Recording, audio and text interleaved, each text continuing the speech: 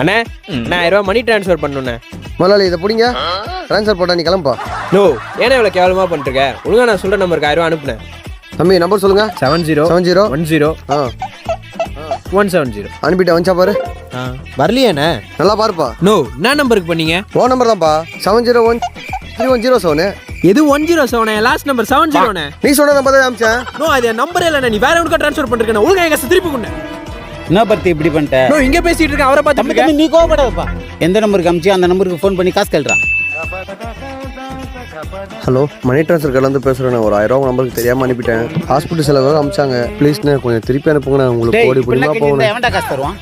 டேய் எவன் காசு கொடுத்தாலும் அமிச்சாலும் எடுத்துப்பியா? அப்படி கேளுண்ணா. நீ சோறு தின்றியா வர்த்தியா தின்றியா? இந்த மாதிரி பொழப்புக்கு 4 பேர்ட்ட வாங்கி குடிக்கலாம்டா. என்ன பத்தே பேசிக்கும் போதே கட் பண்றான். ரீசன் தெரியாதவனா இருக்கான்.